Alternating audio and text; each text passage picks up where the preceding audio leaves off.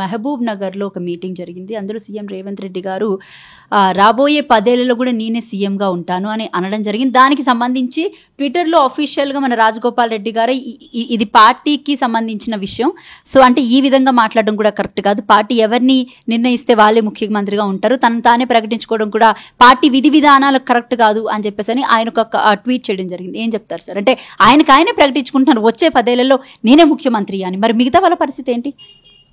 అంటే కాంగ్రెస్ లాంటి పార్టీలో సాధ్యపడదు. ఈ టర్మ్ మీరు ఉన్నారంటే సంతోషం, పూర్తి టర్మ్ ఆయన అలో చేస్తే ఇంకా సంతోషం. పూర్తి టర్మే ఆయన ఉంటాడు, అటువంటి కల్చర్ ఆ కాంగ్రెస్. ఈ మధ్యకాలంలో కాస్త ఒక స్టెప్ ముందుకు పోయి ఒకళ్ళకి ఎవరికైనా అవకాశం ఇస్తే ఆ సీల్డ్ కవర్ సంస్కృతికి స్వస్తి చెప్పి మెజారిటీ ఎమ్మెల్యేలు ఎవరిని కోరుకుంటున్నారో వాళ్ళనే ముఖ్యమంత్రి చేస్తున్నారు. చేసిన వాళ్ళకు ఫ్రీ హ్యాండ్ ఇస్తున్నారు. ఇవిడే కాకుండా ఒక్కోసారి 5 ఏళ్ళు ఫుల్ టర్మ్ ఇస్తున్నారు. గతంలో కాంగ్రెస్లో లేదు. ఎంతమంది ఎవరైనా గెలవని వాళ్ళు సీల్డ్ కవర్లో పేరు పంపితే వాళ్ళే ముఖ్యమంత్రి, మళ్ళీ 1 ఇయర్ లోపల ఇంకో సీల్డ్ కవర్, అట్లాంటి కల్చర్ ఉండేది. అట్లాంటి కాంగ్రెస్ పార్టీలో నేను ఈ 5 ఏళ్లే కాదు ఇంకో 5 ఏళ్ళు ఉంటానని హాస్యాస్పదం. అంటే ప్రాంతీయ పార్టీలకు అది సాధ్యం కావచ్చు, కానీ పార్టీలకే సాధ్యపడుతుంది. జాతీయ పార్టీలు అయినటువంటి బీజేపీకి కానీ లేదా ఇట్లాంటి కాంగ్రెస్ కానీ సాధ్యపడదు. అది తెలిసి కూడా ఏ కారణం చేతనో సీఎం ఆ మాట అన్నాడు, వచ్చే 10 ఏళ్ళు కూడా నేనే ఉంటాను.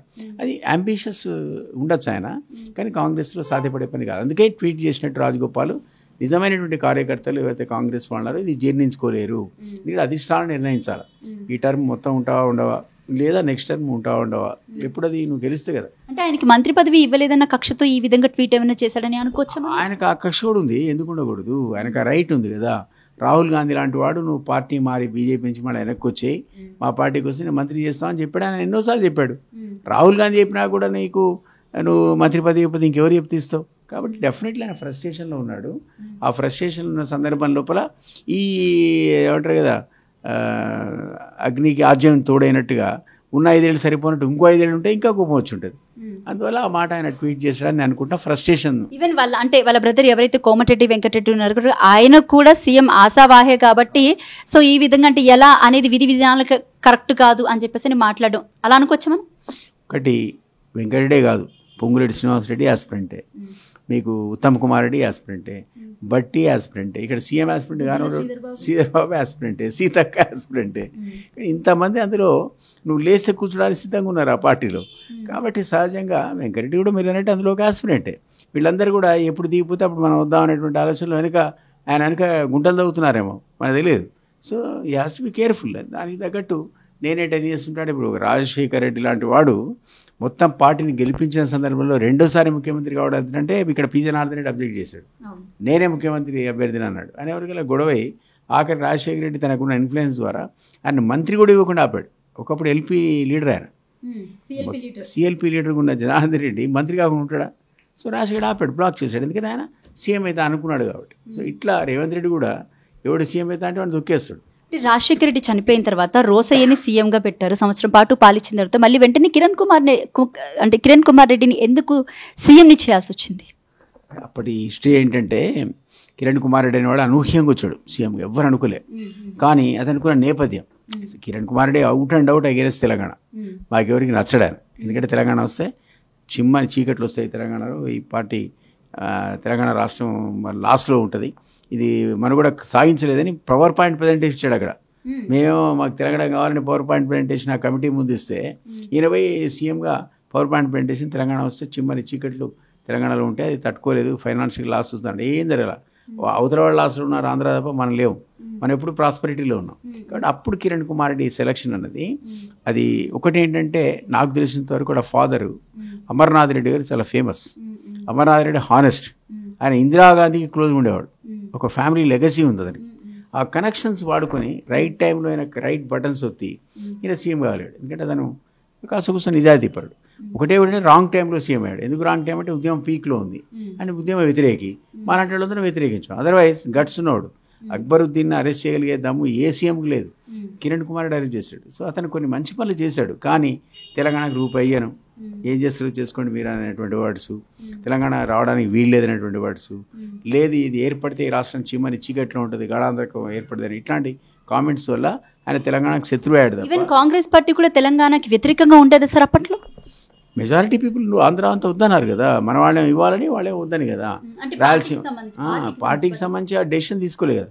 అన్ని పార్టీలు తెలంగాణకు అనుకూలంగా తీసుకుంటే ఒక కాంగ్రెస్ అందరికంటే లాస్ట్లో డెసిషన్ తీసుకుంది. సోనియా తీసుకునే డెసిషనే కాంగ్రెస్ డెసిషన్. చివరిగా వాళ్ళు ఇవ్వాలని నిర్ణయించుకున్న తర్వాత బిల్లు పాస్ అయింది. ఆ తర్వాత రాజ్యసభకు వచ్చినట్టుగా బీజేపీ కూడా పాస్ చేయాల్సిన పరిస్థితి వచ్చింది. అంటే కంపల్షన్ క్రియేట్ అయింది.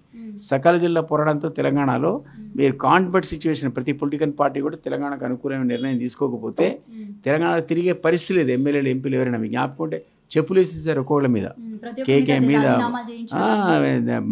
ఇస్తావా రాజీనామా అని బెదిరించి ఉస్మానియా పిల్లలు పోయి వాళ్ళు పోయి ఒక భయాందోళనకు గురి చేసే పరిస్థితి వచ్చింది. అప్పుడు గవర్నమెంట్ కూడా 1200 మంది ఆత్మహత్యలు ఈ బనిదాల తట్టుకోలేక సోనియాది ఎట్లాగో ప్రామిస్ చేసాం ఇక లాభం లేదని చెప్పి ఆమె తెలంగాణ ఇచ్చే పరిస్థితి తీసుకొచ్చారు ఆ రోజుల్లో. సో ఇదంతా కూడా హిస్టరీ. ఆ టైంలో మీరన్న కిరణ్ కుమార్ రెడ్డి మనకు వ్యతిరేక, తెలంగాణ వ్యతిరేక అయినా కూడా ఎవరు ఆగలేదు. సోనియాది మాట నిలబెట్టుకుంది. ఈవెన్ బీజేపీ కూడా అన్న మాట ప్రకారం రాజ్యసభలు సపోర్ట్ చేయడం వల్లనే తెలంగాణ రాష్ట్రం ఏర్పడ్డది. ఇది ఇప్పుడు bygone history. But only thing is మీరు అన్నట్టు ఇందులో మనం అనుకునేవి కాకుండా రకరకాల కార్యక్రమాలు జరుగుతున్నాయి. డెమోక్రటిక్గా మనం ప్రోగ్రెసివ్గా వెళ్ళాలి, తెలంగాణ ట్రాన్స్పరెన్సీ పరిపాలన ఉండాలి, అవినీతి రహిత పరిపాలన ఉండాలంటే కాంగ్రెస్ 15 నెలల్లోనే టీఆర్ఎస్ కంటే ఎక్కువ కరప్షన్ చేస్తోంది. వీళ్ళకు తెలంగాణ సోయి లేదు. ఉద్యమ ద్రోహులకు వాళ్ళు మంత్రి పదవులు ఇస్తే వీళ్ళు అంతకు మించి ఎక్కువ ఇచ్చారు. సో ఇవన్నీ మనం ఊహించింది కాదు. వాళ్ళేమో కుటుంబ పాలంటే ఇదేమో హరిబాబా 40 దొంగల పాలన ఉంది. ఇది మనం ఊహించింది కాదు. కాబట్టి కాంగ్రెస్ అనేది 15 నెలల లోపలనే బీఆర్ఎస్ కంటే దారుణంగా కింద పడిపోయింది. ఇప్పుడు సో రేపు పొద్దున లోకల్ బాడీ ఎలక్షన్స్ వస్తే బీజేపీకి లాభం వచ్చే పరిస్థితి ఏర్పడదు. ఎందుకంటే టీఆర్ఎస్ డెడ్ అయిపోయింది ఆల్మోస్ట్. తర్వాత ఉన్నటువంటి కాంగ్రెస్ కొలాప్స్ అయిపోయింది. సో ఈరోజు లోకల్ బాడీ వస్తే ఎవరున్నారని చూస్తే ఒక బీజేపీ ఒకటే కనపడుతుంది. రైట్. ఇంకొక విషయం ప్రధానంగా చర్చించుకోవాల్సింది ఏంటంటే, రీసెంట్గా అయిన మల్లికార్జున ఖార్గే హైదరాబాద్ వచ్చినప్పుడు ఎల్బీ స్టేడియంలో జరిగినటువంటి ఒక మీటింగ్లోని ఈసారి మాటిస్తున్న 100 సీట్లకి ఏమాత్రం తగ్గదు, 15 ఎంపీ సీట్లు రాసుకోండి అని చెప్పేసి అని అన్నారు మన సీఎం రేవంత్ రెడ్డి గారు. డైరెక్ట్గా ఆయన బహిరంగంగా మాట్లాడడం జరిగింది. బహిరంగంగానే 12కి తక్కువ రావని చెప్పాడు. పోయిన ఎలక్షన్స్లో ఎంపీలో వచ్చా అన్నాడా లేదా? 8 వచ్చాయి కదా. డబుల్ డిజిట్ దాటుతుంది 80%. ముందు 12 అన్నాడు. డబుల్ డిజిట్ 80% దాటిస్తా అన్నాడు. దాటిచ్చాడా? ఇవన్నీ మాట్లాడుకోవడానికి, క్యాడర్ని ఇన్స్పైర్ చేయడానికి, ప్రజల లోపల తన కాన్ఫిడెన్స్ లెవెల్ని చూపించుకోవడానికి మాట్లాడితే మాట్లాడవచ్చు. కానీ అప్పుడున్న కాంటెంపరీ పొలిటికల్ సిచ్యువేషన్ ఏంటి, ఆ వాతావరణం కాంగ్రెస్కి అనుకూలంగా అని దాన్ని బట్టి డిసైడ్ అయింది. మీరు హామీలు పూర్తిగా నెరవేర్చకుండా ఇప్పటికే సగం చేశారు, సగం చేయలేదు. ప్రజలు ఇచ్చిందేమో హ్యాపీగా తీసుకుంటున్నారు. ఇవన్నీ ప్రశ్నిస్తున్నారు. అంటే అందులో 50లో 50 అంటున్నారు కదా. ఇప్పుడు వచ్చిన ప్రాబ్లం రైతు బంధు అందరికి ఇచ్చారు, రైతు రుణమాఫీ అందరికి ఇచ్చారని మనం అంటున్నాం. వాళ్ళు అంటున్నారు వాళ్ళకి ఇచ్చింది 25 లక్షల మందికి అంటున్నారు.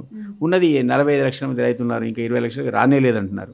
ఉండొచ్చు. స్టాటిస్టిక్స్ గవర్నమెంట్ 25 చెప్పింది. అంటే పోయిన సంవత్సరం మొత్తం రైతు భరోసా అంతా ఎగ్గొట్టి ఇప్పుడేమో ఇప్పుడు ముందు ఇచ్చారు, మధ్యలో ఎగ్గొట్టారు 2. ఇప్పుడు మళ్ళీ ఎలక్షన్స్ మళ్ళీ ఇచ్చారు.